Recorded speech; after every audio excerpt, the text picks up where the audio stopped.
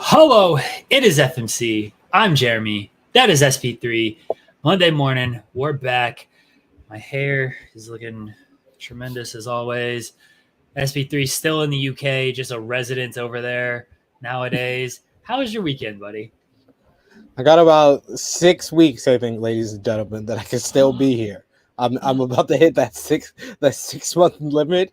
You're only limited as a U.S. citizen to be in the U.K. for 6 months. I'm like 6 to 8 weeks away from breaking that limit, so I have to be back soon. So don't worry. I'm gonna be in American time zone. You're gonna see the crust in my eyes where I'm not been up for at least 3 hours on the show. It's gonna be me waking up like a half an hour before the show, taking a shower, and then jumping on here in less than 6 to 8 weeks. So yeah, I've been good though. It's been pretty good week. Had a great time with Jensen joined us on True Hill Heat this past Saturday, and we can plug all that stuff at the end. SP3. We're not.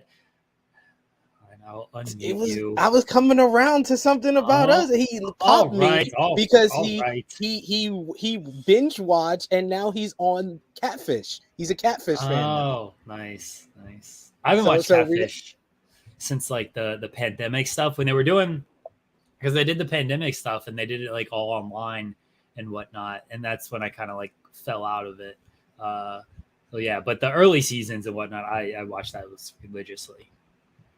Yeah, I told him which ones to watch, the iconic episodes. Like, you called me a Fat Kelly Price. I told him Fat Kelly Prices. Yeah, that's like iconic. That's like iconic episode there. I also told him watch the one with Hundra when Machine Gun Kelly was the co-host. Oh yeah, that one's good. That's a really good one. And then he told me he watched Homie with one of my favorite gifts. You got me there. You got me there. Oh yes, that one's good. That one's very good. Like you got me there. Yeah, that guy had like no remorse or anything. You know, it's a good one. It was in North Carolina, and they go to like this guy garage, and it's these two girls, and the garage opens, and he's catfishing the one girl, and the other girl's like, "That's my baby daddy." Have you seen this one? No, this one's I've seen that one. Oh, this one's so good. Yeah, he's like, "That's my baby daddy," and he's catfishing her best friend. So that one's really good. I don't remember their names, but that one. I think I know. He was like a mechanic, right? It was like, he's like a mechanic. Yeah. I remember that one. I remember that one now. It takes me a while. Like if I don't know like the names off the bat, but you tell me the story. Because I also told him, he told me he watched the one where it was D Pimpin', and D Pimpin' played Bow Wow. Yes, to this girl. Yes. So I knew that one when he said, "Oh, the person was thought they were dating Bow Wow," and I was like, and someone in the chat was like, "D Pimpin'." I was like, "Yes, that was the name." That was talking about the lambskin dildo, using that on people. And then I told him to watch the one where the guy was convinced he was dating Katy Perry. That one is one of my favorites. Yes, that is epic. That is one of the best ones because he was still convinced. He was still, when they do the like 2 months later or whatever, he's like, "I heard from her again." Like, it was actually her. Yeah, he was still believing. They went to the UK to like find this girl and everything. Oh man, that one was really good. I remember when that one aired because that was something I used to watch. Like live, we either watch it live or we DVR it and just watch it the next day. And like after that one aired, like we saved that on the DVR because it was something. All right, we got to go back and watch this over and over again. Yeah, that one's a classic one. Yes, that's one of my all-timers. Like me and wifey will just bring up like out of nowhere just to make each other laugh. Like, you remember the dude who thought he was dating Katy Perry? Like, oh yeah, we love that episode. Love that one. Brings the whole relationship a whole. Yeah, that dude was so delusional. Oh man, that's a good one. We got a little lack of NBA talk. SP3. There's no real big trades happening. No big signings. Free agency is kind of slowed down and everything. Summer League's underway. I've been watching a little bit of Summer League. I know for you, Summer League, like it's on at like normal USA times, and you're not staying up to watch Summer League games over there. And I don't blame you. And like it's the NBA Finals or anything. But I don't know if you saw the fiance's tweet. She always tells me that like basketball is year round. Like it just never stops. It never ends. Of course, the NBA Finals ended like 2 weeks ago. And then the other night, I wanted to watch Chet Holmgren Summer League debut. And so I just turned it on, and she's like, "Is this basketball?" I was like, "Yeah." And she's like, "Is this live?" I was like, "Yeah, it's OKC Summer League." She's like, "I told you it never ends. They're just playing all the time.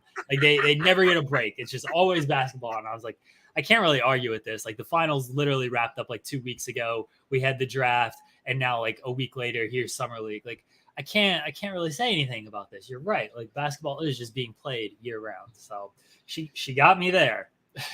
you got me there. You know what? You got me there. No, but I did see that your boy Chet setting a record for block shots during Summer League.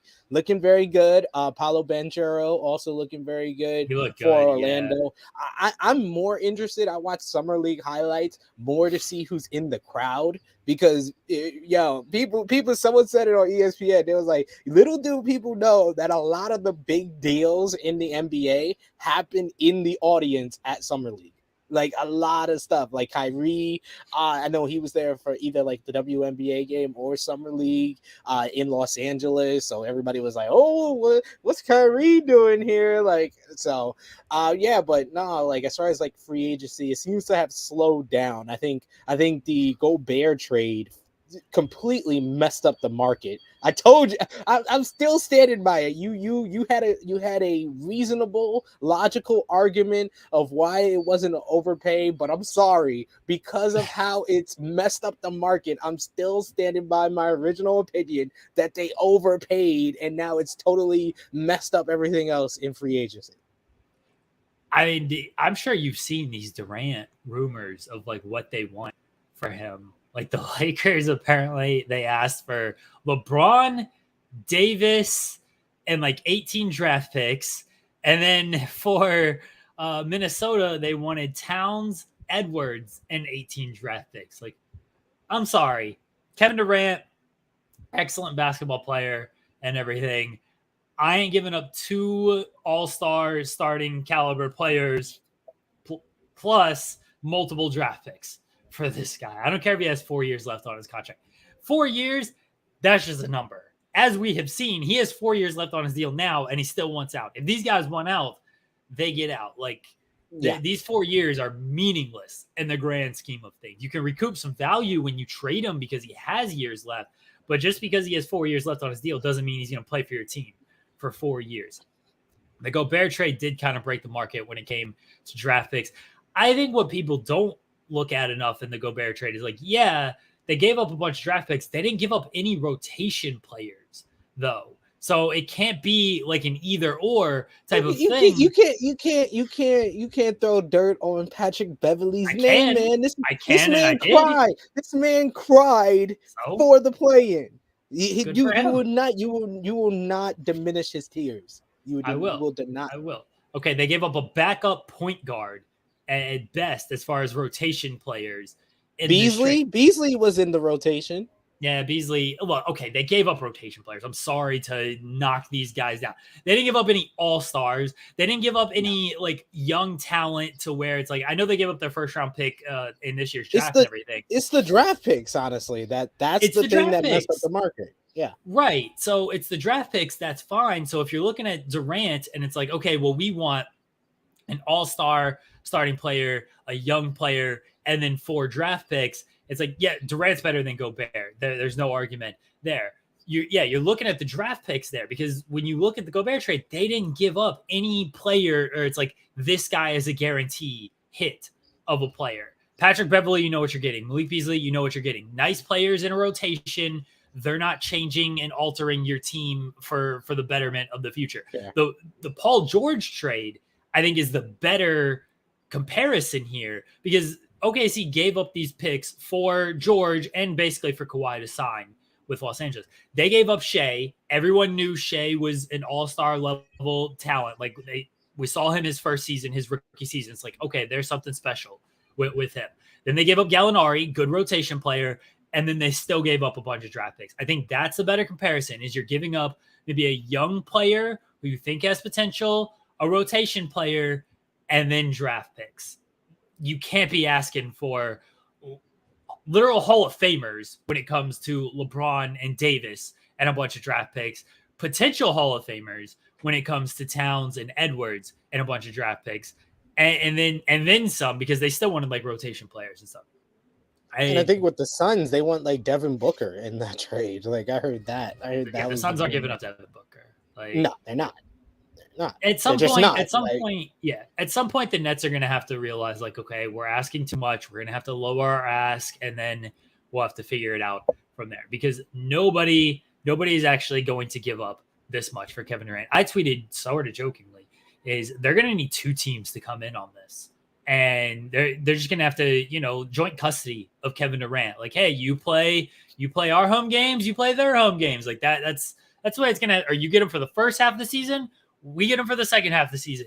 Whichever team does better and he has better numbers for, that's the team that gets him for the playoffs. Like that's what it is. Kansas they might have to make. Get out of here. They might have to make history with that, right? Yeah, they got to do a joint custody trade. That's the only way to do it. A joint custody trade for Kevin Durant, because otherwise, nobody's getting this man. It's insane what they're asking for, and like I said, the market is all messed up because they traded 5 draft picks for Rudy Gobert. What do you expect the Nets? The Nets are giving up Kevin Durant. They're gonna ask for 11 draft picks. Of course they are. If you're getting 5 draft picks for Rudy Gobert, like who's won more playoff games? Who's won more playoff games in the last 3 years? Rudy Gobert or Kevin Durant? Who has more NBA Finals MVPs, Kevin Durant or Rudy Gobert? So that was 3 years ago. 4 years ago, we're playing next to Steph Curry. You put Rudy Gobert next to Steph Curry, I'm sure he'd win a Finals trophy as well. Oh, will you stop? Don't act. I'm like, just saying, don't act you're like looking. This, man. You're great legacy player, Kevin Durant. He's his legacy is untouched. He's got that. What have you done for me lately, Kevin Durant? Nothing. Absolutely nothing. You won 7 playoff games in the last 3 years. That's it. I mean, Rudy Gobert hasn't won that many more. He still won more. What, he won 1 last year? He won 1? No, they won 2. They took it to 6. Oh, yeah, they won. Yeah, that's still 2 more than Kevin Durant won last year. They took it to 6 more. They lost to the Kawhi-less Clippers 2 years ago. He got as far as Kevin Durant did 2 years ago. No, he didn't, because against the NBA champions, Kevin Durant was about 9 inches away from beating the NBA champion. Everyone keeps saying, you know what this shows? Everyone keeps saying, like, oh, he had his toe on the line. Mm-hmm. Maybe his basketball IQ is just low. Maybe if he was actually this great of a player, he would have realized his toe was on the line, and he would have taken a step back and taken that shot. Everyone's like, oh, if his toe was just a little bit further back, they would have won that game. It's his fault. His toe was on the line. You can't blame anybody else but him. It was his toe on the line. Let's not make excuses for him. And instead, let's call it like it is and criticize him for having his toe on the line and not realizing it. Your hate of Kevin Durant knows no bounds. Fuck Kevin Durant. Exactly. This is all the hate. I'm not pretending otherwise. Hate. It's like me talking about Cody Rhodes or talking about Chris Paul, Choke P3. All the hate comes out of you that you're not looking at this for who he is. Yes, it was 3 years ago that he won the NBA Finals MVP, but he is, if he plays a full season, he's an MVP candidate. He is of greater value to any team more than Rudy Gobert. When's the last time he played a full season? 2019, probably. Yeah. If he plays a full season, great. When's that happen the last time? This is your Anthony Davis argument. Top 5 if he plays a full season. When does this happen? When's this happen? Yo, it's still looking like it's gonna happen, especially if we keep Westbrook. If we keep Westbrook, it's top 5. If we get Kyrie, he's gonna be in the top 10. He's gonna be at least all NBA second team. No, he's not gonna play enough games. He never plays enough games. 70 or more. No, my number was 65. 65 or more for AD.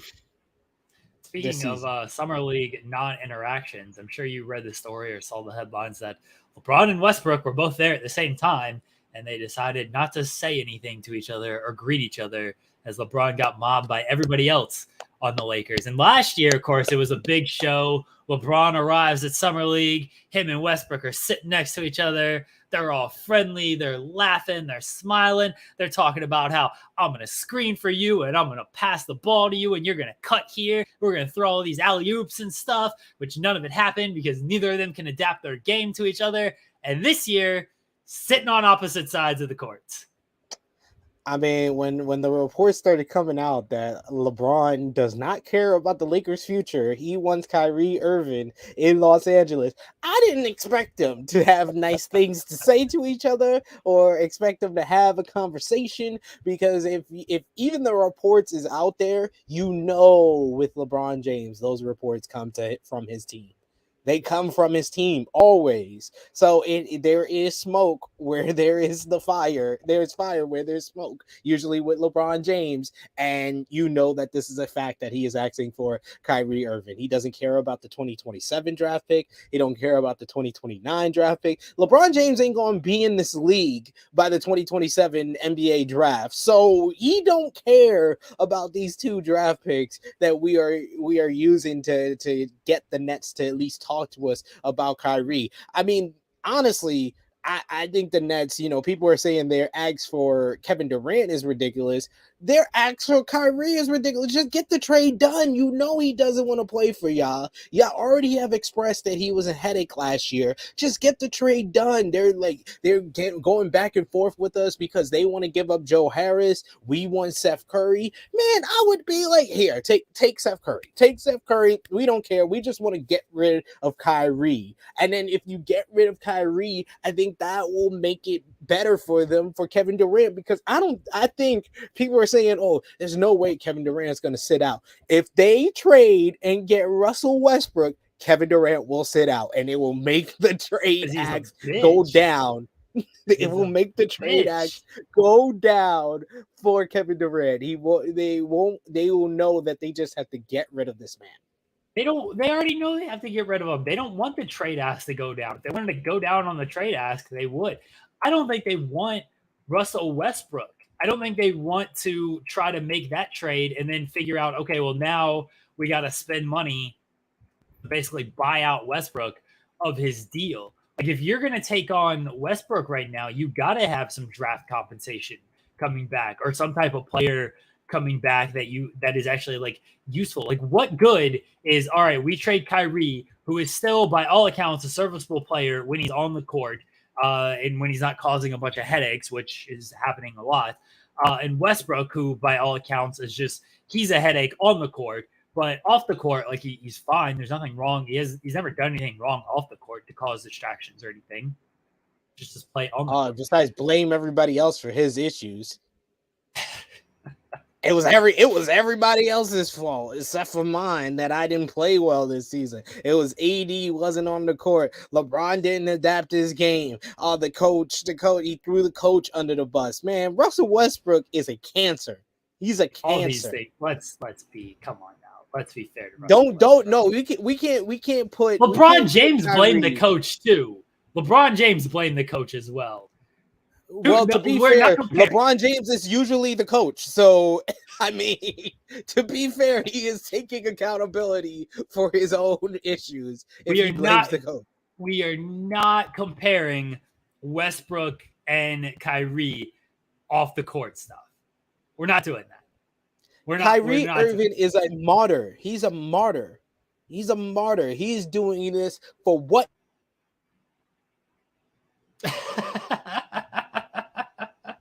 I thought we moved on from this. You cannot tell me that Kyrie Irving, who won't play in home games because he refuses to get the shot, who ran off James Harden.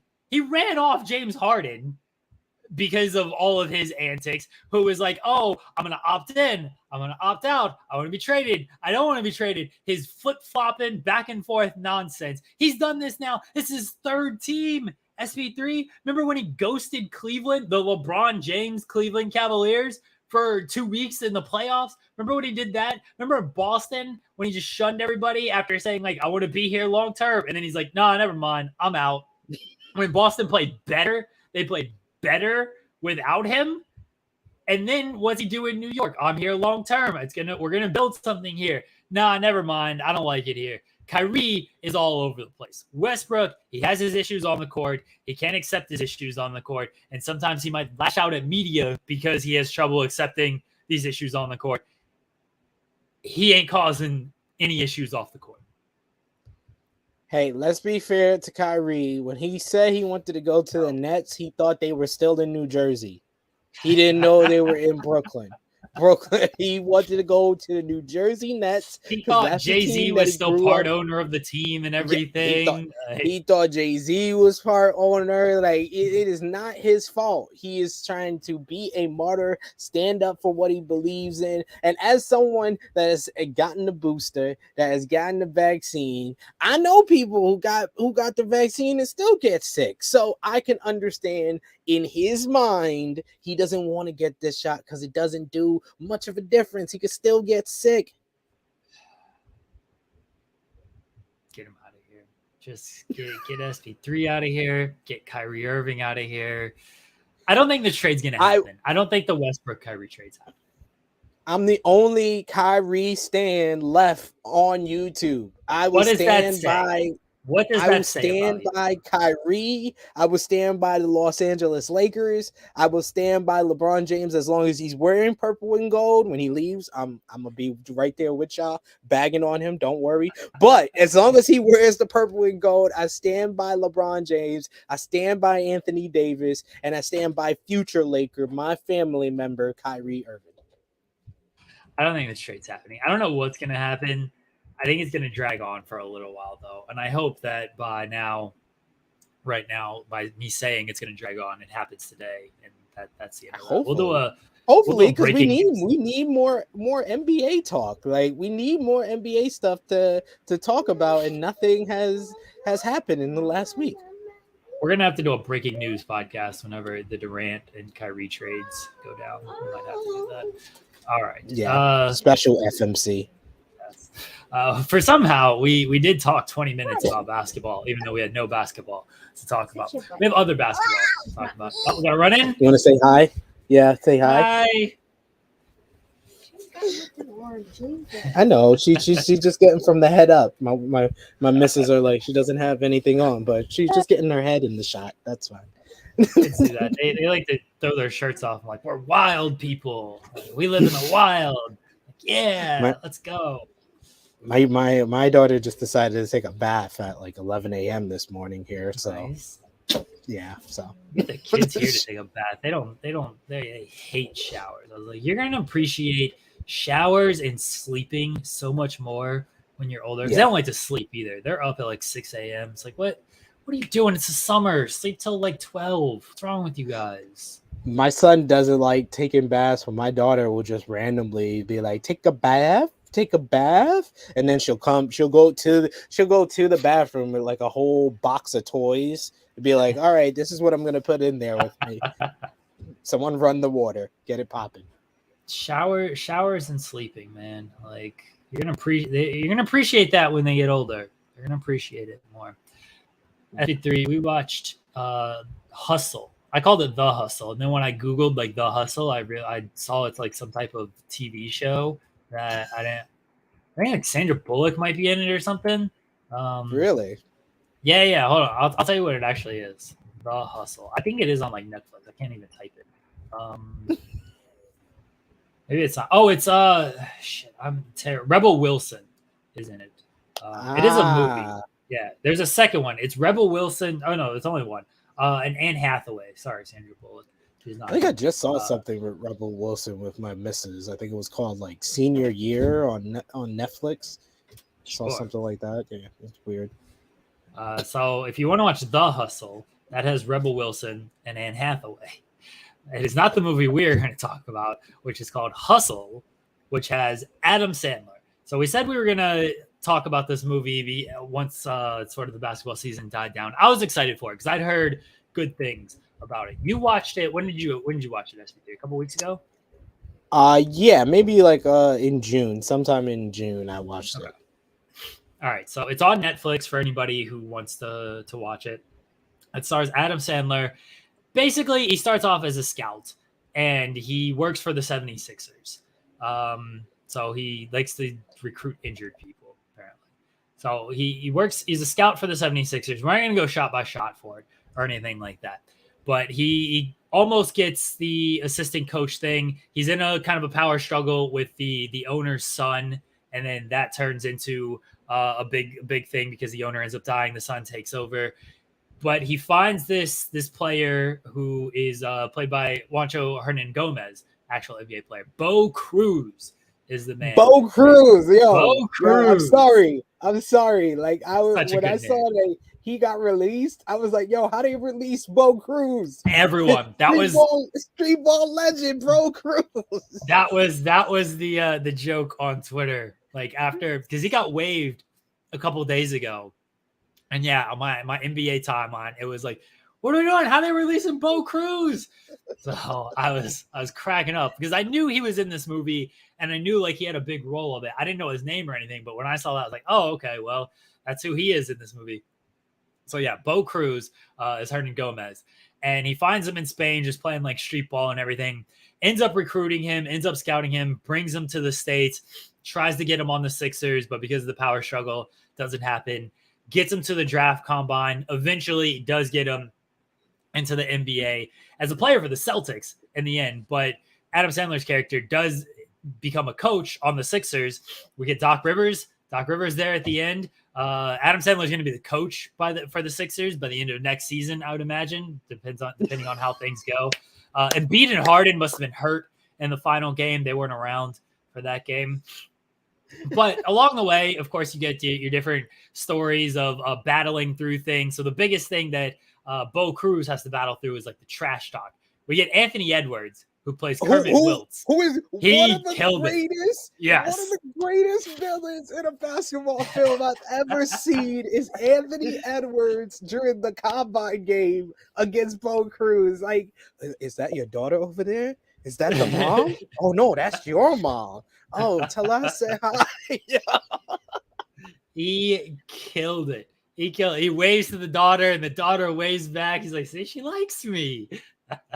Yeah, but even before the combine game, when they're just doing like the open gym thing, he's talking shit to Bo Cruz, and that's what throws him off of his game there. And then Sandler works with him to try to keep his mind right during all the. There's a lot of like training montages in this film. Yeah, probably could have cut those down a little bit. I thought they inflated the movie some, but a lot of training montages throughout the film.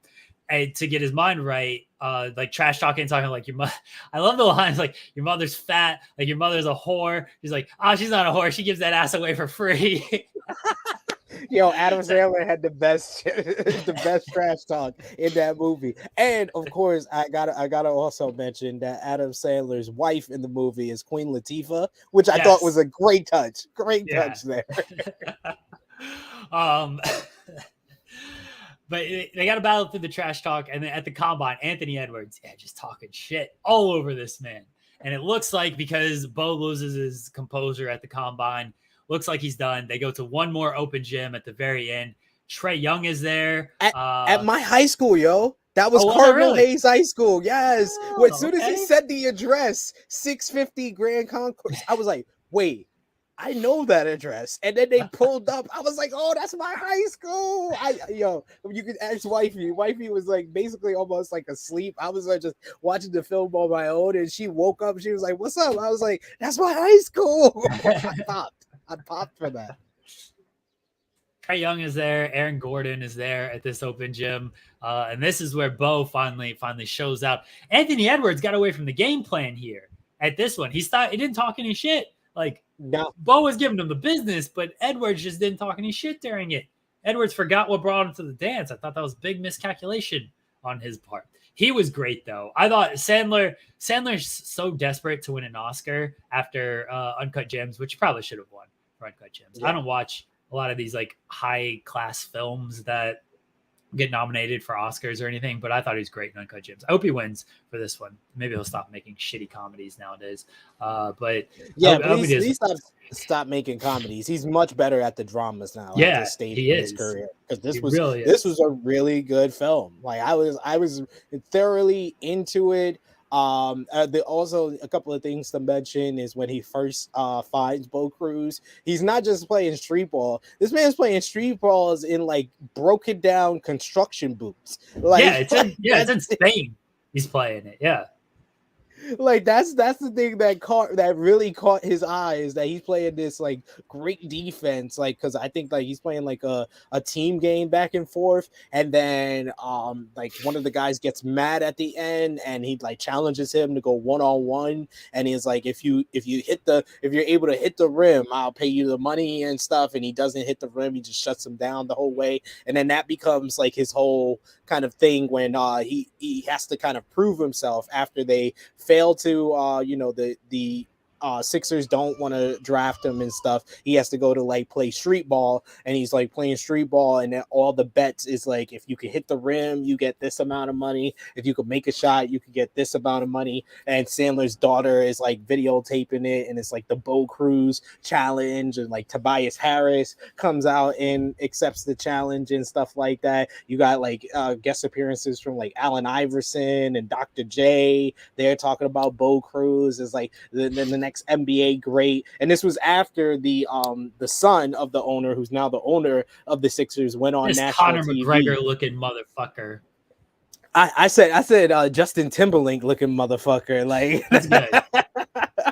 This guy, he just shits on him because they find out about he had like a domestic, or like an assault charge back in Spain. And that's what they kind of got him away from kind of playing like real ball instead of on the street ball. And like that comes out, and he like buries him on national TV. And then I like when what did he say? It's like if he said like if Michael Jordan and if Scottie Pippen and a wolf had a baby and it was raised by Allen Iverson.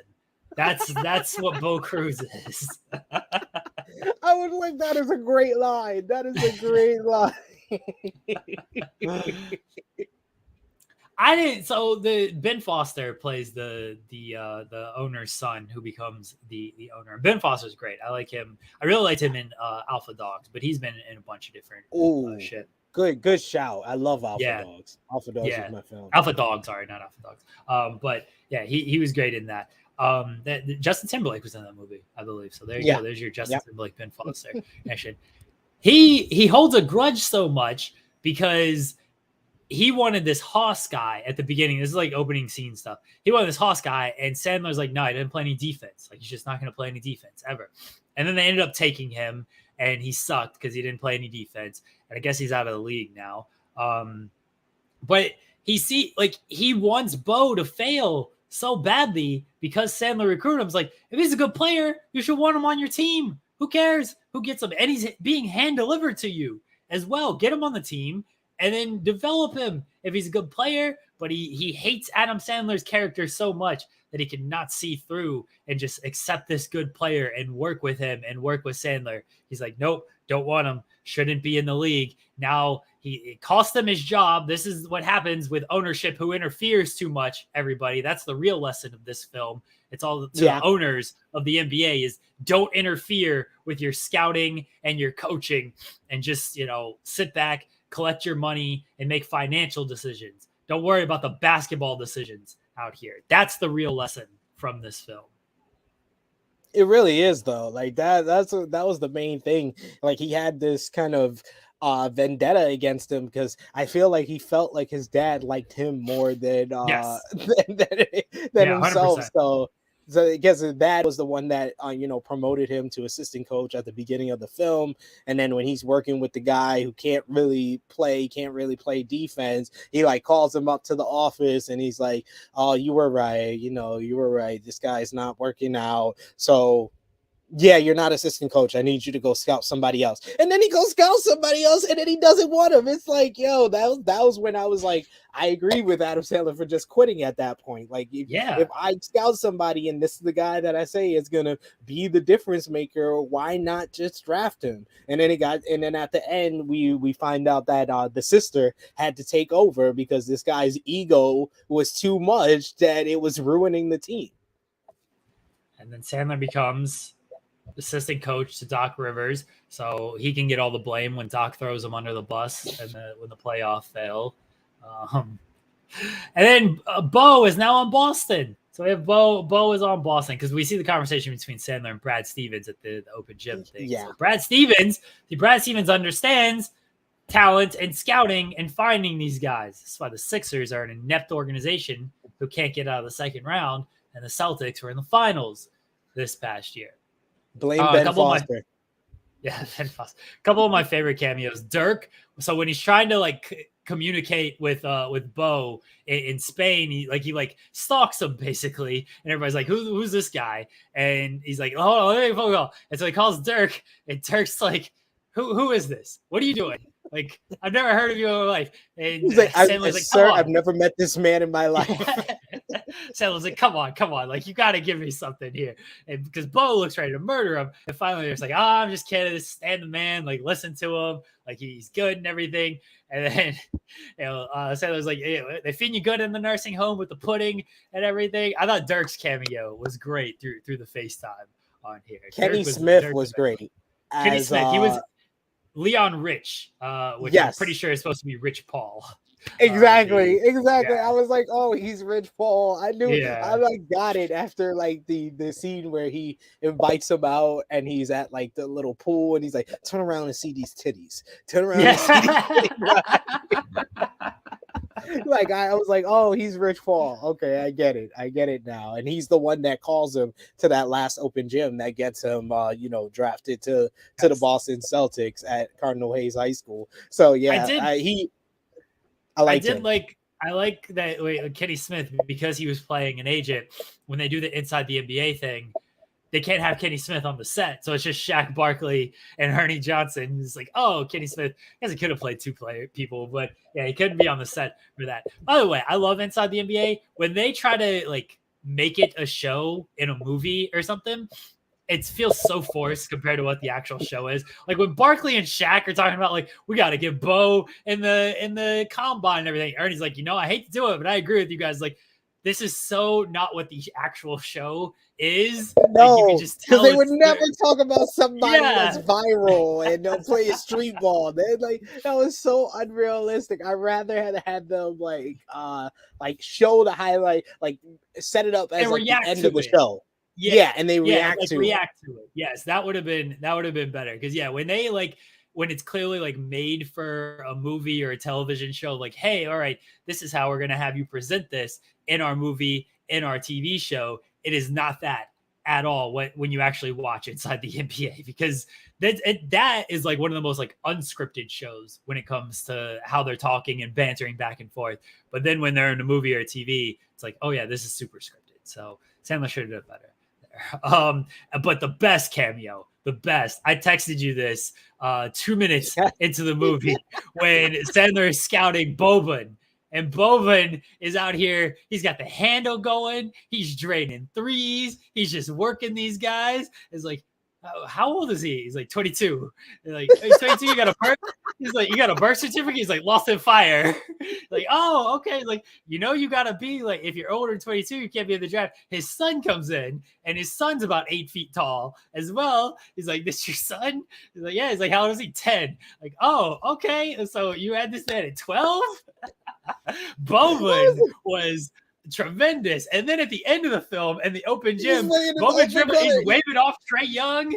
He's like, did he just wave off Trae Young? And he's draining a three, and he goes like that, and he points to Sandler. Boban was excellent in this movie. He fucking ruled. Yes, it was either between Anthony Edwards and Boban for my favorite NBA player in this movie, because that was just too hilarious with that opening. I was like, yo, this dude, he look about like 40. He look about 40. Saying he's 22, that was hilarious. I was like, oh man, Adams, this is gonna be a good film. That's why I knew it was gonna be a good film when Boban at the beginning. I messaged you literally like right after that scene. It's the opening scene before they even get to like the credits or anything. I was like, this is the greatest movie ever, just based on this scene right here. I love why the Mavericks would have won some more playoff games if they just unleashed Boban like this. This guy can handle, he can shoot the three, obviously can play defense and everything. Like they left Boban on the bench. That's where they lost in the playoffs. They should have let Boban be the primary ball handler, not Luka. Luka has a cameo as well as a part of the viral challenge. I thought it was great. If you like basketball, check out this movie. It's not only a good basketball movie, but just a good movie in general. We will possibly next week we'll kind of rank our basketball movies. I don't want to take up too much. We still got challenge talk. Caden's got to do a run in, so we'll talk some more basketball movies probably next week since I don't know what else we're going to talk about. Sounds good. I'm ready. I can put together my ranking in the next week, and I think The Hustle might be in my top 10. It was that good of a film, so definitely I recommend it. It is really good. Yeah, if you haven't seen it, go on Netflix, check it out. Hustle, not The Hustle. We'll continue to make that mistake, I am sure. Hustle, loyalty, and respect. Like the man John Cena says. Everyone should watch it if you like basketball. I'm waiting on Caden. He complains to me. He bitches at me in the chat. Like, can you send me the link? And then he DMs me and he's like, am I coming on today? And then I send him the link. And where's he at? I'm going to cut his time. I'm going to cut him out of the show completely. I don't even know what he's talking about. Let's talk about the NHL draft. NHL draft. That's fine. He said he saw Thor. So I think he's going to talk about the Thor movie, which I'll never see in my life. I don't know where he's at though. Time is going to get cut. We got to talk about the challenge universe, Caden. Exactly. It's man. You gotta understand how ready I am to brag about my performance in the All-Star 3 draft. Okay, Caden's here. All right, I can say there's that. Caden, your time's been cut because you complained in the live chat and then on DMs about, am I coming on? Where's the link? Send me the link. And then I send it to you and it still takes you 5 minutes to get here. So hurry up. Talk about whatever you're talking about. StreamYard took forever to load. Okay. Blame StreamYard. So first, let's talk about the NHL draft. My team, the Montreal Canadiens, had the first overall pick this past Thursday. In SP3, I got a story for you. So there's this kid, Shane Wright. He was projected for the last 4 to 5 years to be the number 1 overall pick in the draft. They start projecting these kids at 14 about where they're going to place in the draft, the way hockey works. So everyone's like, okay, it's Shane Wright, it's Shane Wright, it's Shane Wright. A week ago, this new Slovakian kid, Jurov Slavkovsky, everybody all of a sudden changes their mind and is like, okay, we think this guy's now going to go number 1. 4 years of saying we had the number 1, we knew who it was, it changes. So it gets to the draft floor, everyone's wondering, oh, who are they going to take? The draft was in Montreal. Montreal had the first pick. The fans were there, they were waiting, and Montreal went with Slavkovsky instead of the guy everyone thought for years would be number 1, and it shook the internet. It was one of the coolest moments I've ever seen. Aiden said that he was like celebrating, cheering, so you didn't want Shane Wright, apparently. I like Shane Wright, but I think like the Canadians have a big issue with size. Shane Wright is 5'11", 6 foot. So he's not like small, but we have some fairly small guys. And Slavkovsky is 6'4", 200 plus pounds. He is a big winger, so I preferred having him to protect our guys. Well, they're coached by Martin St. Louis, the shortest, best player in NHL history. So they should just go with the team of nothing but short kings. And let St. Louis, once St. Louis got there, Cole Caulfield all of a sudden turned into the great scorer that he was projected to be. Let St. Louis just coach all the short players and try that. Revolutionary hockey out here. You don't need size. You gotta have some big guys to protect your small guys. Like you look at who Marty St. Louis even had in St. Louis, or not St. Louis, Tampa, when he won his championships. He had big guys around him. Cavier, remember that, but I don't remember those teams. Brad Richards, he was part of that team as well. I'm sure there were some big guys. No, just go short. Revolutionize hockey, Caden. See, the problem is Why you're not? thinking old school too much. You gotta. I wish, but you have to like the issue with hockey is if you think too new school, your team's going to suck. You know how more teams should think? They should think like the Colorado Avalanche and win a Stanley Cup, unlike all these other losers out here, these losing teams. You know what the Avs did with their draft picks this year? Not a damn thing. We didn't have any of them because we traded them all. And you know what we got in return? A Stanley Cup. Fuck them picks. That's what I say. And now you have an overpaid goaltender in Alexander Goryev. Oh, he's fine. They paid him less than they paid Kemper. We'll use that money. We got to get the Nuke deal done. As long as we get him done, we'll probably bring back, I'd assume, like Manson or Burakovsky. It'll be okay.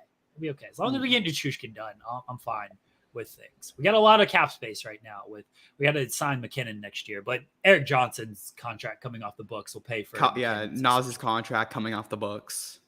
I'd like to get Nas back, but somebody's going to pay him like $9 million, and that's just, I'm hearing it's $9 to $10 million. Yeah, that's you're hearing. Do you have sources, Caden? Is this what your sources are telling you that you're hearing these things? I listen to a lot of hockey podcasts. I mean, I believe you. Like I usually when you say like, oh, this is what I'm hearing, it's because you're being told this. But you are like me, you're listening or you're reading this stuff. Like I've seen or I've heard through podcasts. You're like sources are telling me Nas is gonna get 9 to 10 million. You should do a fake NHL Scoopster bit like I do. All right, you saw Thor. Do you want to give a quick review of Thor? We have Cher coming on because I have complaints to file when it comes to the challenge universe.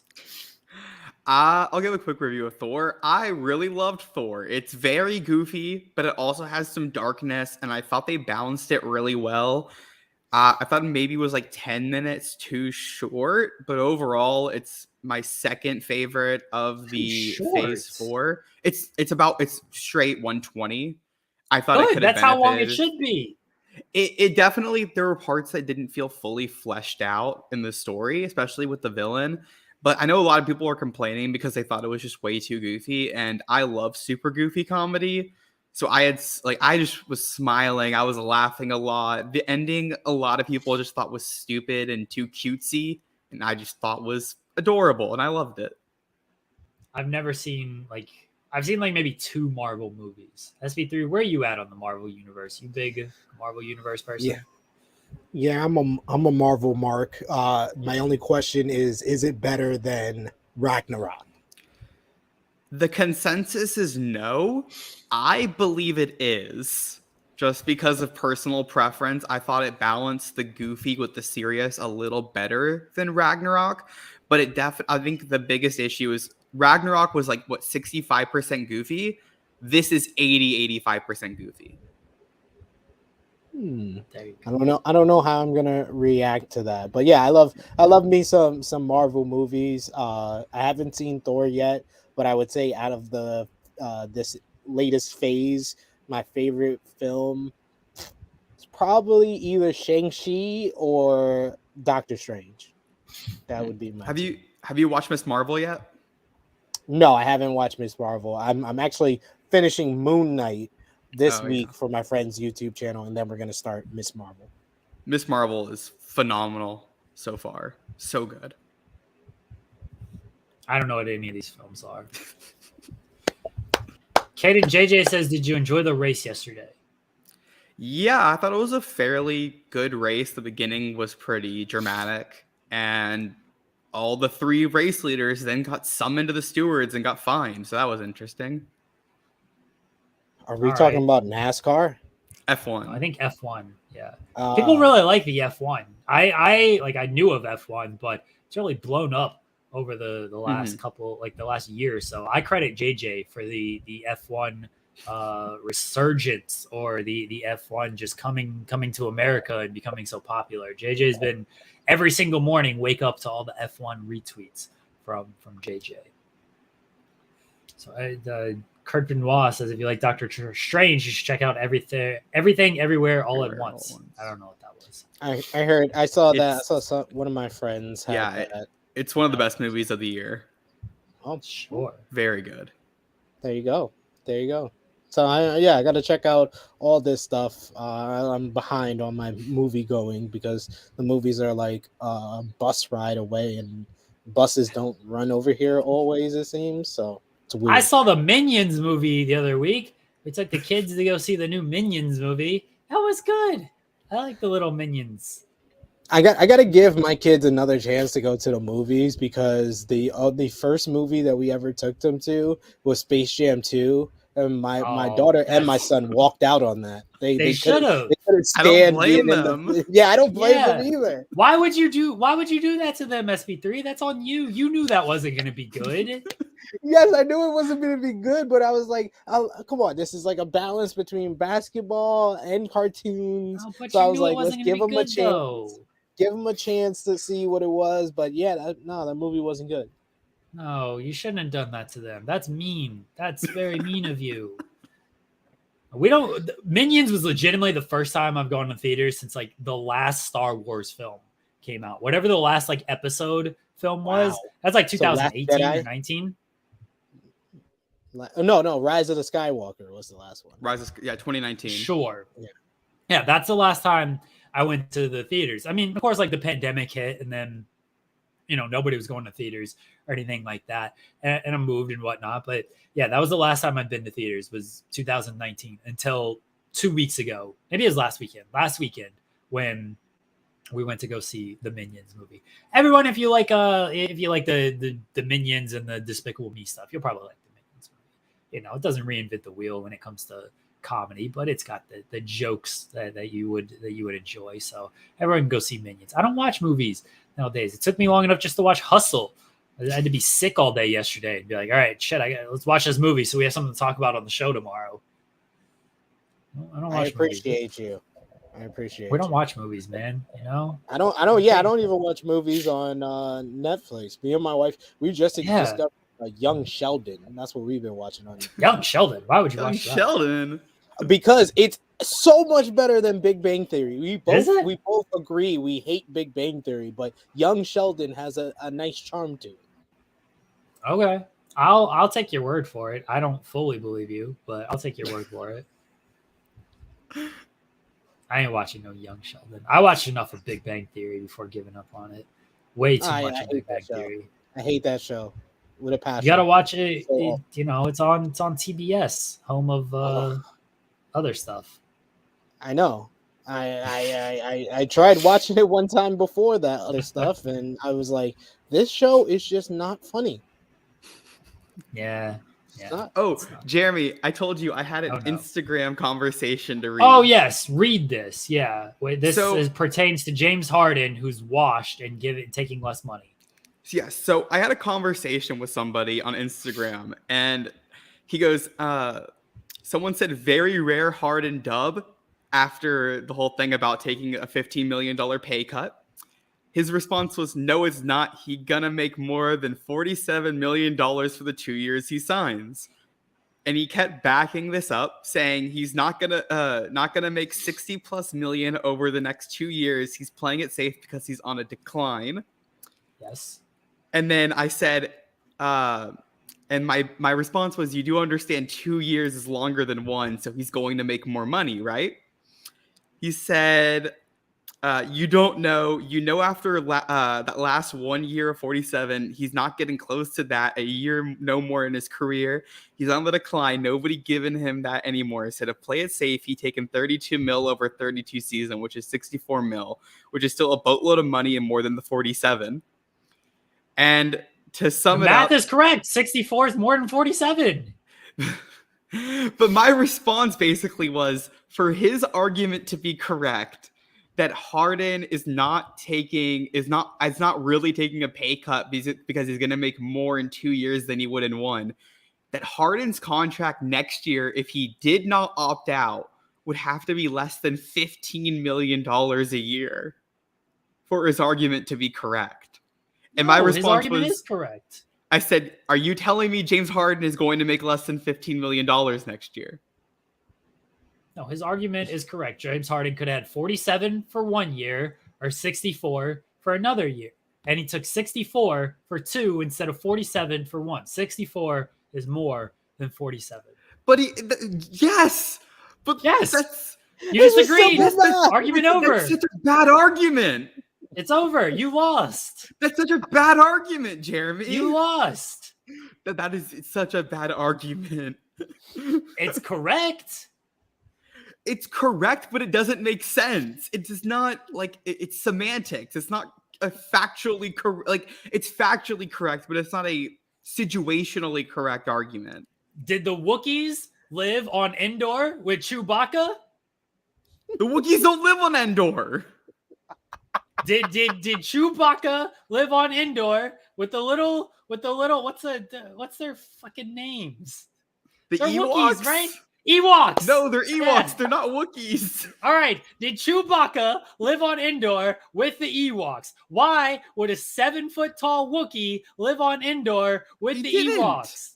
He didn't live on Endor. No, he went there for like a week to battle the Empire. Why would he stay with them? Why would a 7-foot tall Wookiee He stay didn't stay. on He left Endor and went with Han the Solo. Ewoks?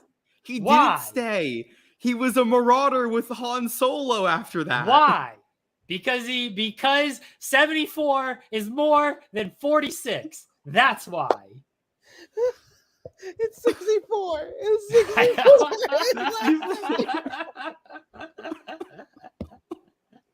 64 is more than 47. I confuse my 6s and my 7s all the time. Very bad at this. I swear I have like just 6, 7 ADHD. That's it. Everything else I can understand, or dyslexia, but everything else like 6s and 7s, I'll confuse the shit out of 100%. You're wrong, Caden. That was a great You're argument. wrong. Bye, Caden. Bye. I just got a message from the fiance. Why are you yelling about Chewbacca and Endor? Yeah, that was great. That was great. And I was like, I love how you were able to tie everything together that we discussed in that one segment by bringing up Star Wars. Oh, that was great. I just messaged back. Why wouldn't I be yelling about Chewbacca and Endor? You know, why not? We're waiting on Cher. I sent her the link. She's just as at least she wasn't bugging me like Caden was. But we're waiting on Cher to talk about the challenge. We might have to begin our challenge talk before Cher actually gets here, because I have complaints to file regarding. Let's hear challenge. this. Let's hear this, because you know what? Before I give my acceptance speech.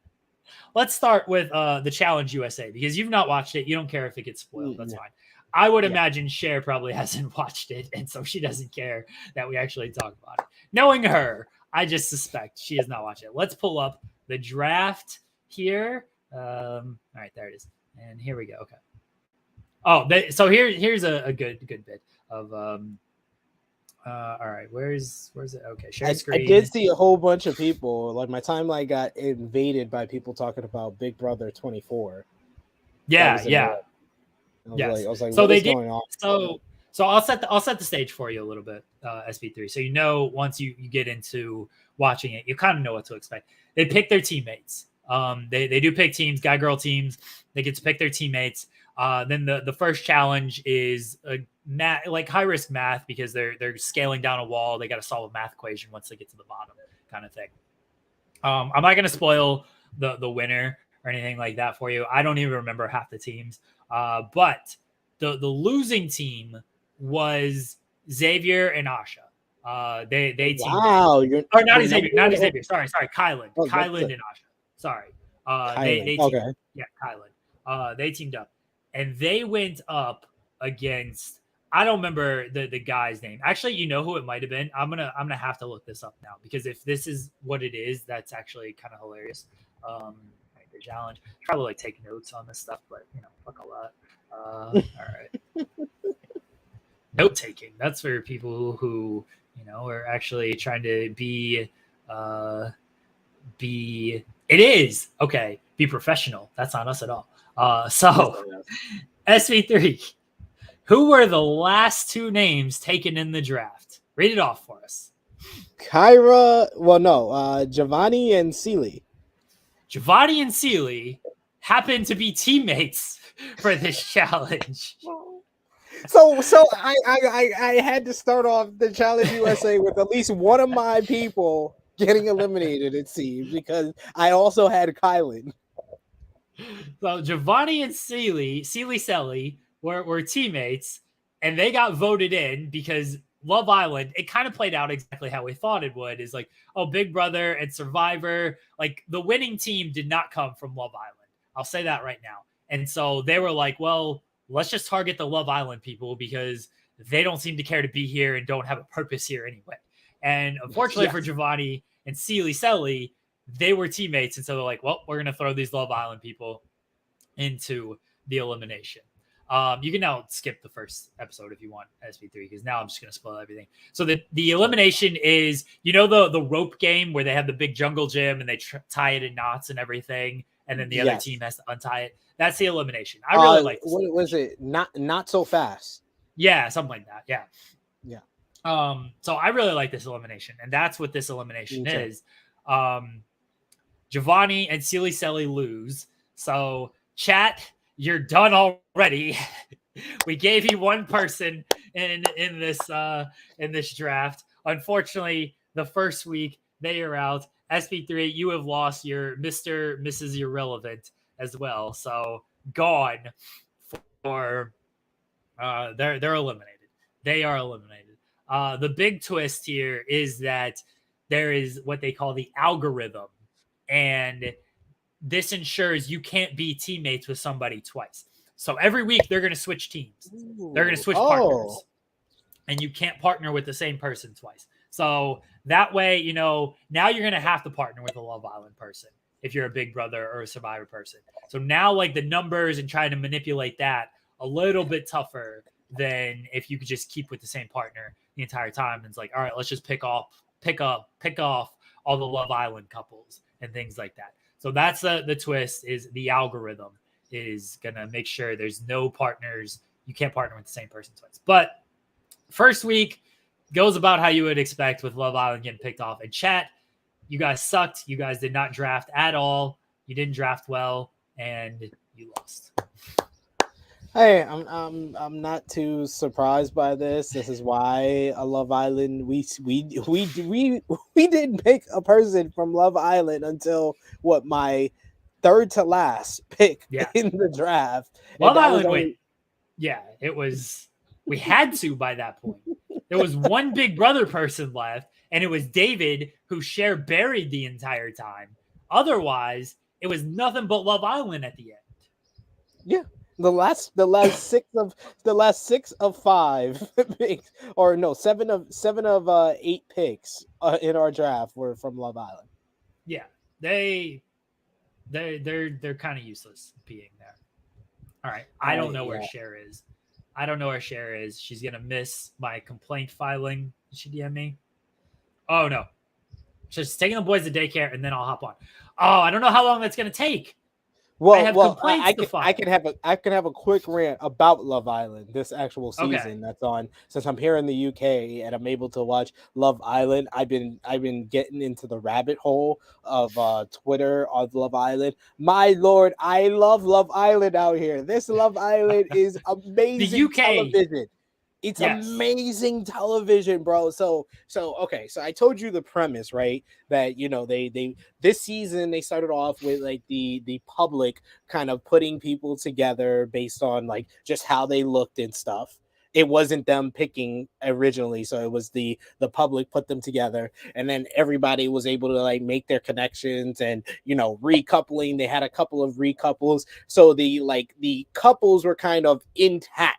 And then they did like this whole episode last week where the girls went to Casa Amor, where it was like the girls went there and a new 6 guys, because it was 6 girls left. A new 6 guys came in Casa Amor, and they were supposed to tempt them to kind of see if they can make a new connection there. And then in the villa, the guys they were having like their guys' day, and then 6 new girls came into the villa. So The girls were very respectful, like kind of trying to get to know the 6 guys, while the guys in the villa were just like making out with a whole bunch of the other girls, despite having like, established relationships in the other one. They had this one couple. There's only been one couple that has kind of been together since the public put them together, and that's Tasha and Andrew.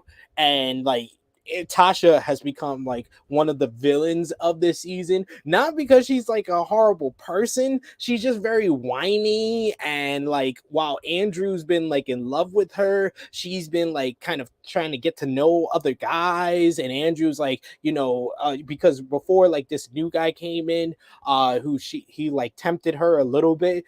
She had told Andrew like, oh, I would leave with you if you got voted off. I would just leave with you. And then this new guy came in and like took her eye a little bit, and everybody was like, man, she's treating you like trash and stuff. So when the Casa de Amor girls came in, they basically told Andrew what she was saying, because they had been watching the show from outside before they came in. So they like told her like, oh, like she's like tempted by almost everybody that's been in here, and you look like a dummy and stuff. So he like starts like, he goes in with the Casa de Amor girl. He starts like making out with this girl. He has her in his bed. He's kissing under the covers. He's like doing stuff under the covers with her. So like that was one story. Then there was like my dude Dammy and India. Dammy was with somebody else with the public, and then he got with India, and everybody fell in love with them as a couple. But then when she went to Casa de Amor, this new girl came in, and he like first night he kissed the new girl and was like trying to explore the relationship with her. And then the other guy, this guy Jocks, he was in like a relationship with Paige, who's like probably the hottest of the original girls in there. So when she went to Casa de Amor, she's like telling all the guys like, I'm with Jocks. No one's gonna take my eye. While he's like flirting with one girl, he's like flirting with her a little bit. Then this other girl, he makes out with her, and like he's like, oh, I'm tempted to like explore the connection here. And then it led to this big recoupling. But I'll continue that when after Cher's here, one half of the champions. What's going on? Hello. So I have no idea what the hell you're talking about, but I'm just wondering what they were doing under the blankets. Like, were they playing checkers? You just said they were doing other stuff under the blankets there. I left that subtle, because that's when the big reveal, because they had this whole recoupling where the guys and girls were able to pick if they wanted to recouple with the new girls and guys that came into the house, or if they wanted to stay with their girls. So the guy Andrew, he was like, yeah, the Casa de Amor girls told me how Tasha was, so I'm gonna recouple with Coco. And then Tasha comes in, she recoupled with a new guy as well. So when he saw her with the new guy, he was pissed. He was like, oh, she tells more lies than Pinocchio, so good luck with that. And then like he's all like, oh, shunning her and stuff. And then the next day he's trying to get back with her, and then he tells the girl that he recoupled with, he's like, oh, I think I'm just gonna be friends with you because I just still have feelings for Tasha. And she's all heartbroken. So she tells the guys, he was like, yeah, we made out together and he licked my titty. And so she tells that to the guys, and then she tells Andrew, like, I let the guys know that you suck my titty. And so Andrew has to go to Tasha. He's like, yeah, so yeah, I didn't remember, because Tasha asked him like, what did you do with her? He was like, yeah, I kissed her once, and then I kissed her under the covers, but he never told her about the titty. So okay, like, how do you just UK version is foul. How do you not remember doing that? Like, so you remember playing checkers with her under the blanket, but you don't remember licking her boob? Like, I'm a little confused. Guys got shitty memories, okay? we got shitty memories. You gotta see the memes though. The memes be the funniest on social media. They got the SpongeBob meme with Squidward looking outside. It was like Coco's right titty looking at her left titty, because only one titty got licked. Only one titty got licked. Oh, Symmetry is important. Yo, that shit had me dying, yo. He became a the villain because everybody was mad sympathetic for him because, like I said, Tasha became like the villain because she was so annoying and crying all the time. But he became the villain as soon as they found out what he did with it. One titty and not the other. Yeah, then the girl started telling Tasha, like, yeah, he licked my titty and he said he was gonna ruin me. And she's like, oh my god. What is this show? This is Love Island UK. Island. Is this on Paramount? I gotta find this on Paramount because I always liked the UK version. When they brought it to the US, I was like, this ain't the same. No, It ain't the same. The UK version has always been out of control. It's so awesome. I'm so happy to be out here. This is like the best reason to still be in the UK is watching Love Island 6 nights a week with my missus. Like we have so much fun. We fell in love with this one couple because this girl had like cheated on the guy she was with. It went on the balcony, made out with this other guy. They was literally crawling onto the balcony so no one would see them going onto the balcony, and she made out with him. And like he was called the Italian Stallion, so he was like, you're a fucking liar. And the girl was from a soap opera. She was from a soap opera. He was like, you're an actress and you're a fucking liar.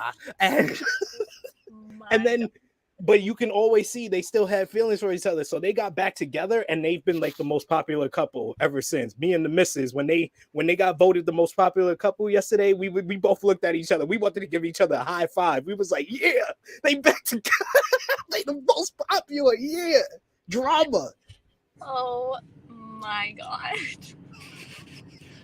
Oh man, I gotta watch. So anyway, I saw that the number 1 draft pick won. The 1 and 2, the number 1 This draft is pick and this number is my 2 complaint. draft pick. This is my complaint. All right, everyone sees this draft.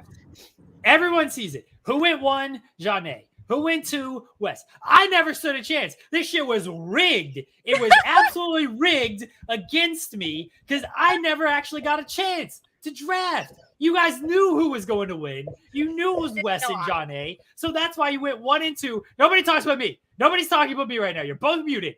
They went 1 and 2. And by the time I got to pick, it didn't matter who I picked. It did not matter who I picked. Oh, you have StreamYard access. That's a shame.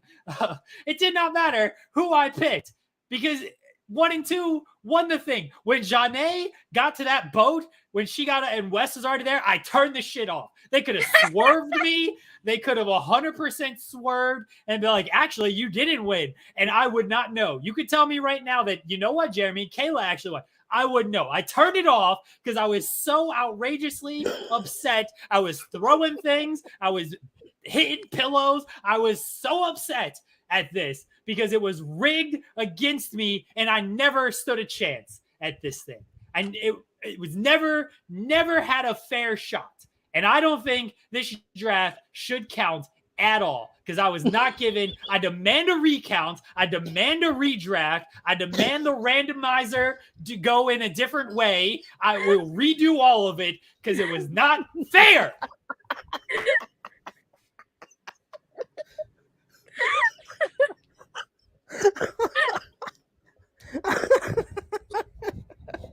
Oh man, I just want would like to say, when I picked John A first, you both talked mad shit about me and were like, oh, that's who you want to go. That's your number 1 pick. Yeah. And you knew that SP3 was going to pick Wes first because if he could marry any man in the world, it would be Wes. So. Absolutely. You see that ginger beard? Oh yeah. It's immaculate. It's yeah. I mean, I don't know, Jeremy. You're going to win the Challenge USA one. Yeah, you got the number 1 pick in the Challenge USA. Probably not. It's probably going to be rigged against me in that one, too. I don't know how. People based off of how much I like their names. So I don't know how it's going to be rigged, but I promise you if I lose, I will come up with a reason of how it got rigged. I promise. So when are we going to get our PowerPoint? Next week, I will do the PowerPoint. Because I was trying to, I gotta see if my complaint goes through. All right, we let the courts sort this out first. Let the lawyers take a look at the paperwork, and let's see if my complaint goes through. If it does, we might not be getting a PowerPoint at all. But if they dismiss my complaint unjustly, I might add, if they unjustly dismiss my complaint next week, I'll do the PowerPoint of why Kara and Paulie are the greatest thing in Challenge Universe history. Can't wait for. It's gonna be glorious. I'll let Cher go. Well, Cher already kind of did her acceptance speech, but I want to say, thank you to Wes. Wes, the greatest challenge performer in the history of the challenge, for being the victorious Ginger's Rock, Ginger's Rule. He dominated the final. He was first to pretty much every single checkpoint. He won 5 points on all the one-on-ones except for King of the Hill. Oh, just an immaculate performance. Did you see how the brain guts was on his beard and he just kept it going? He intimidated people by having the brain guts on his beard and he just kept it going. He was first in the puzzle, first with the bridges, got to the boat first. Immaculate performance by Weston Bergman, the greatest challenger of all time. I will say, I was not a fan of having the eating thing, knowing that Nehemiah doesn't eat meat. That was foul. That was a little, because that was rough. That was rough for him. He didn't stand a chance, and I felt bad for him. But that means if we get a season 4, there's going to be some more Nehemiah. He's never going away. So he ain't going away until he finally wins one. Like this is now 2 years in a row. He finished 3rd. So he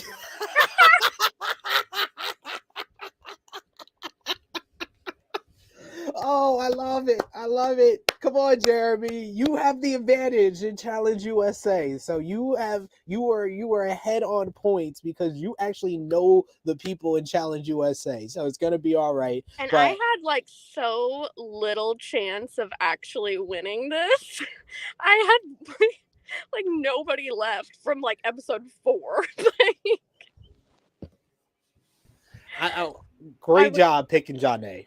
Great job. Janae is one of the female goats of the challenge now. Technically, she should have won 3. Yeah. If they would have done 2 the first time. They're never going to put her on the regular challenge now. Because they're like, nope, don't want that. Jeremy's sleeping. Y'all done? This is the worst season in challenge history. I don't think anything good happened on it. I don't remember a single thing.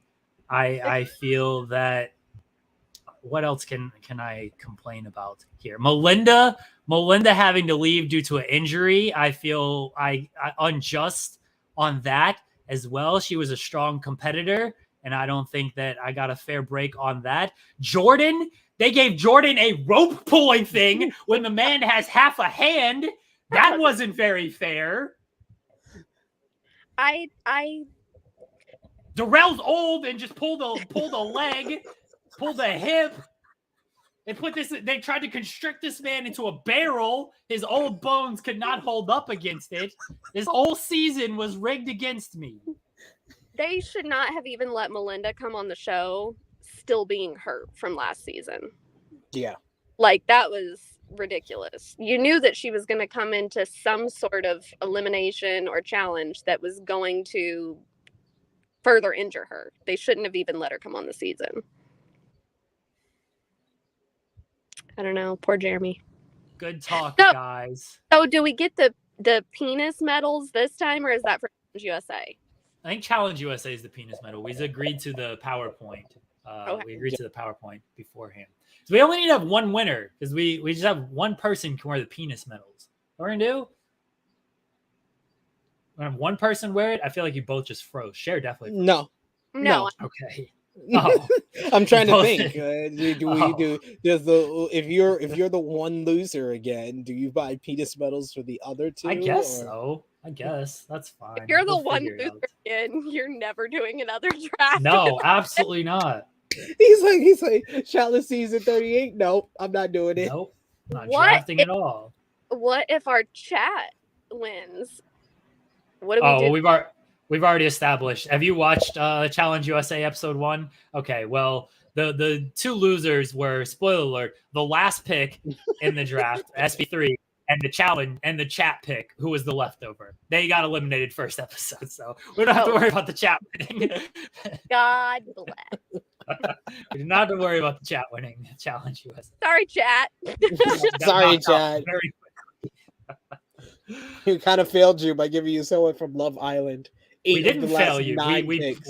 set it up perfectly. Oh man, Cher unplugged her headphones. All right, Cher, do you wanna promote anything? I'm in my damn car in the grocery store parking lot. Oh, well, whatever you're doing, can you get me some Oreos? I'm gonna get Dr. Pepper is what I'm gonna get. Nice. Cher, do you want to promote anything? I do, but I have a question first. Okay. I have dog hair all over me. Have you seen my horse dog? I've seen you taking pictures of a bunch of dogs. No. I want to.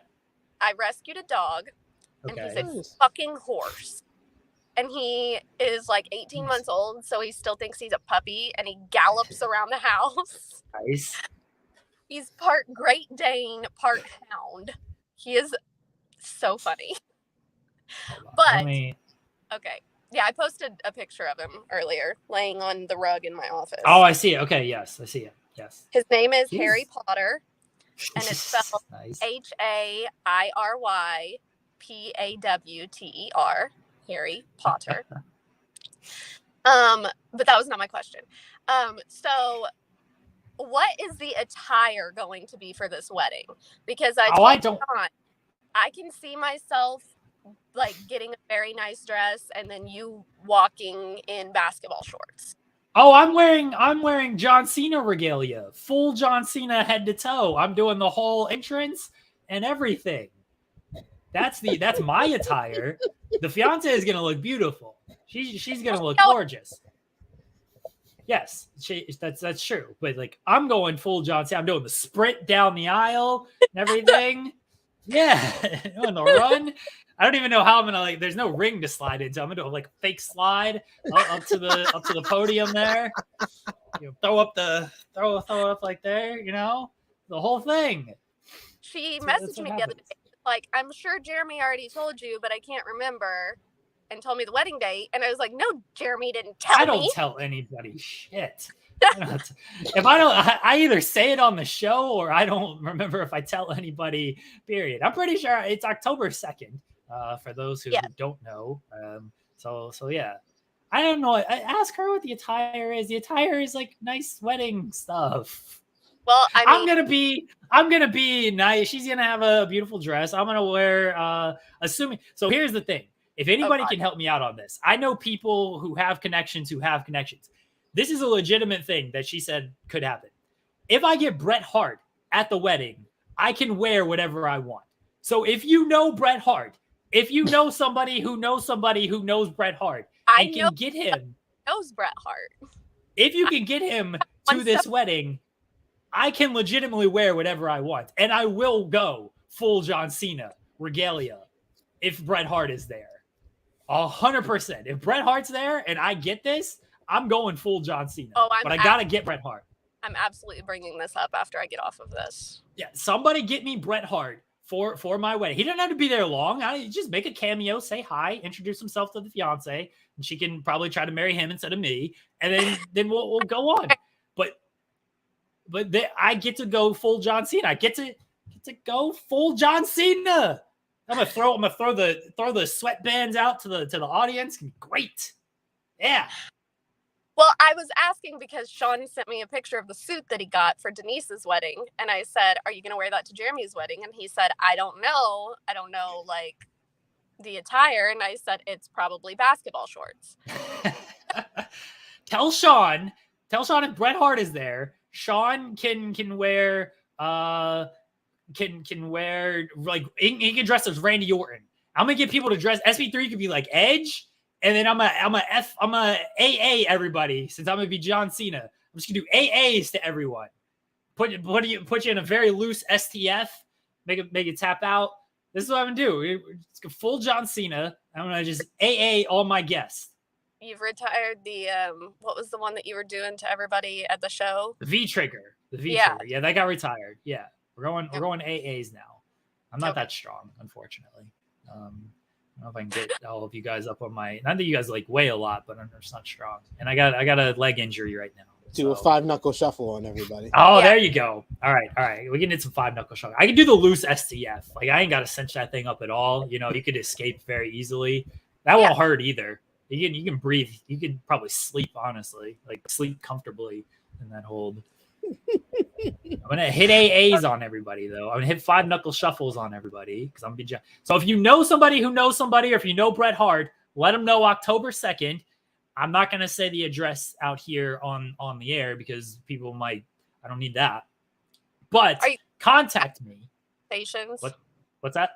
Are you guys sending out actual invitations? Yeah, we're probably gonna send those out next week because we gotta finalize venue and we're getting engagement photos this weekend. So okay, yeah. I was just asking. He just told me like the closest airport, and I'm like, drive around until I find it.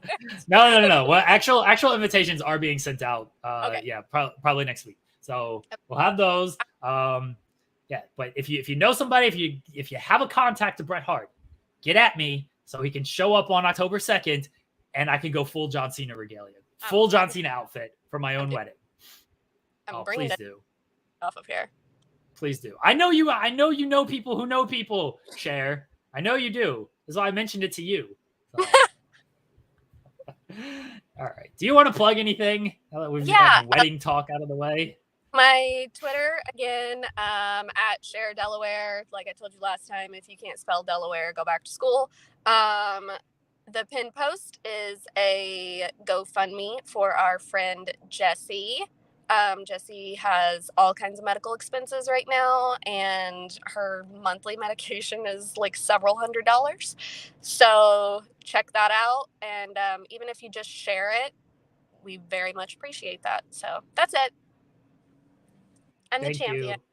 Thank you, Cher. No, boo. The champ is here. Rigged. SB3, do you want to plug anything? You can follow me on the Twitter machine at TrueHillSP3. I'll be back on this YouTube screens at 3 p.m. Eastern time with Alex McCarthy and Sat E. Nyangi from Monday Night Live over on the ITR Clips YouTube channel. So, yeah. That's all I'll plug for now. And yes, watch Love Island UK. It's the greatest television show out right now. And SB3 will be back on Fightful Overbooked tomorrow, as I believe, as far as I know, as long as I can secure a couple more people. Pillar to Post tomorrow at noon. It'll be SB3 who will not win, and Alex McCarthy who will not win again. I refuse to have either of you win. They will be there, and then I need 2 other people that I got to work on securing for tomorrow. Maybe I can find 2 people who I dislike more than you 2, and maybe one of you will win. But I don't know. That's going to be tough. Caden mentioned earlier, we did have a half-year awards, mid-year awards. Caden and Rob Wilkins did here on Fightful Overbooked. Rob and Maggie did a Saturday show. Tag Talk premiered yesterday with Kylie and Haley looking at FTR Briscoes, Hung Bucks, and the Sasha Naomi situation, and a bunch more. Bunch of stuff on Fightful Overbooked. Again, we'll be back tomorrow. Go ahead. I was disappointed that Caden and Rob did a mid-year awards. It said Fightful Overbooked mid-year awards, and it wasn't awards for people on Fightful Overbooked. I agree. That's what I thought that's what it was when they pitched it to me. I was like, yeah, sure, we can do that. And then it wasn't. Very sad. Very, very sad. So disappointing. Yes. All right.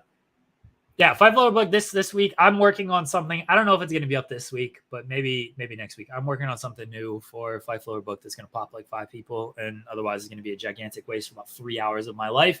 So we'll see how that goes for everyone. We got a bunch of stuff this week, as always. And yeah, maybe if Kevin Durant gets traded, we'll have a breaking news podcast. Thanks everybody for tuning in, for saying hi, for chatting along. Bye everyone. Have a good Monday. Bye.